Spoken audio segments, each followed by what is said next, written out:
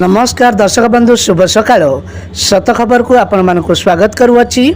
आज हूँ फेब्रुआरी मास 19 तारिख सोमवार। मु आपण पाखक ओडिशा तथा देश विदेशर किछि बछा बछा गुरुत्वपूर्ण खबर नहींकर आछि। तेणुक डेरी नक चलतु फटाफट आज खबर उपर नजर पकाइबा। राज्य में खुल आउ 18टी सरकारी डिग्री कॉलेज। सूचना अनुसार राज्य में आउ 18टी सरकारी डिग्री कॉलेज खुल। चलित शिक्षा वर्ष ठारू कार्यक्रम ए सबु कॉलेज 5टी अध्यक्ष कार्तिकीय पांडियान गस्त समय निज अंचल में डिग्री कॉलेज प्रतिष्ठा पाई लोक माने अनुरोध करथिले, जाकु भित्ति करी 18टी ब्लॉक रे सरकारी डिग्री कॉलेज खोलिबाकू राज्य सरकारଙ୍କର निष्पत्ति नैछंती। एटा परवर्ती खबर। प्रति मासरे खाता को आसिबो 11,000 टंका। महिला मानकू सरकार खास उपहार। सूचना अनुसार महिला को सरकार खास उपहार घरे बसी पाई पारिबे 11,000 टंका। जानतु केमिति आवेदन करिवे। मैट्रिक परीक्षार्थी को जगिबो एआई। सूचना अनुसार आसंता 20 तारिख आरंभ हो मैट्रिक परीक्षा। एथिपाई बोर्ड पक्षर समस्त प्रस्तुति शेष पर्याय में पहुंची।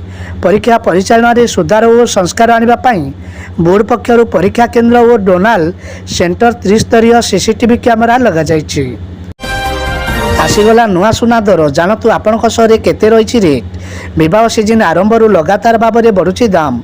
अंतर्जातीय बजार सुना दर बढ़ुथिबारु घरोई बजार दर बढ़ुची। एही परिस्थिति रे जदि आपण सुना और रूपा किनिबाकू चाहुचंती किबा आपण सुना विनियोग करबाकू चाहुचंती तेबे यार आपण पई एक गुरुत्वपूर्ण खबर। आज भारतीय बजार में 22 कैरेट सुना दर 10 ग्राम प्रति 57,560 टंका रही बेले 24 कैरेट 61,000। जल्दी चेक करंतु आज पेट्रोल और डीजेल दर। जानतु केते रही मूल्य। हाँ दर्शक बंधु, तैल कंपानी गुड़िक जारी करथिबा पेट्रोल और डीजेल मूल्य रे किछि परिवर्तन आसीनी।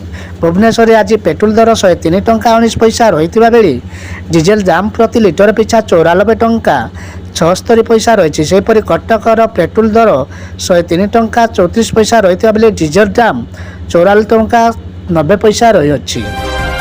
बढ़िला स्कूल पाचिका सहायकर राशि। हाँ दर्शक बंधु, आजिकल स्कूल जो मैंने रोषे कर स्कूल पाचिका तांकर राशि बढ़ाई सरकार। पाचिका सहायता राशि 600 टंका बढ़ी 1400 रु बढ़ी 2000 टंका होईछि।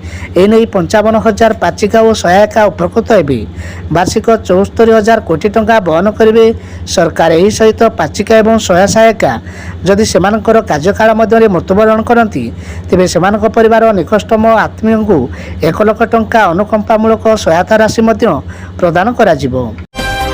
भारत आसुवा तैल टैंकरू क्षेपणास्त्र माड़ होईछि। भारत अभिमुखे आसुवा पानामार अशोधित तैल बोझई टैंकर उपर लोहित सागर में क्षेपणास्त्र आक्रमण कर शुक्रवार अमेरिका वैदेशिक विभाग कही। मेनमयरू क्षेपणास्त्र क्षेपणास्त्र बंदर पार्श्वर एमटी पोलक्स उपर माड़ होता वैदेशिक मंत्रालय पक्षर जहाँ सूचना मिलुअछि। मासिक 55 टंका निवेश करी मिलिबो 3,000 टंका पेंशन। कृषकों पर संजीवनी होची एही योजना।